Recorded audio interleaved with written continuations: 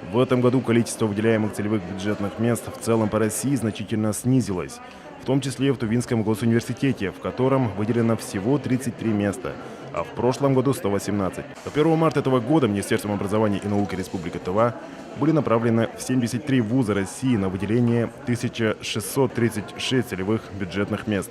В ответ только 56 высших учебных заведений России выделили для тувинских абитуриентов 752 целевых бюджетных места, на 100 мест больше, чем в прошлом году.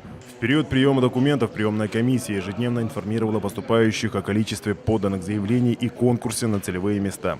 И во всех случаях традиционно в качестве вступительных испытаний у выпускников принимались результаты ЕГЭ. Дело в том, что республиканская приемная комиссия работала именно для тех вузов, которые принимают экзамены. То есть у нас есть возможность принять документы здесь. Мы здесь принимаем, и в рамках договоров между Министерством образования и науки нашей республики и вузами мы работали по приему документов, непосредственно здесь принимали и направляли документы для зачисления. То есть мы дистанционно нам квотировали места, и на эти квотированные места мы непосредственно имели возможность отобрать здесь. Наибольшее количество целевых бюджетных мест выделили сельскохозяйственные, технические и медицинские учебные заведения. На 704 места конкурсный отбор проводила Республиканская приемная комиссия. Абитуриентов на 15 мест Кемеровскую медицинскую академию отбирал Минздрав Тувы.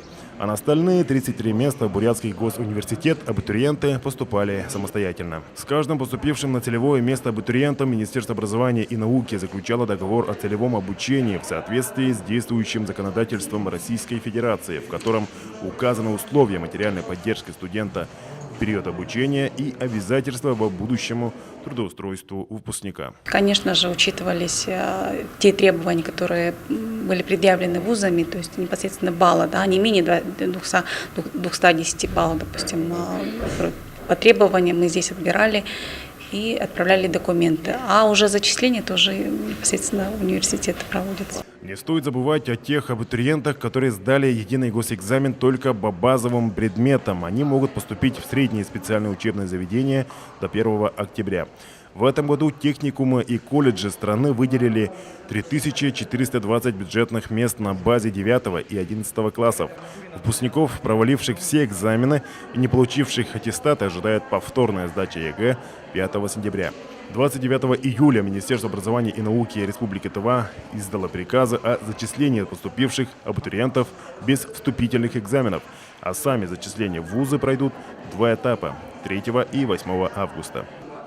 Рес Мангуш, Алексей Филиппов, Илья Сапун, телекомпания «Новый век».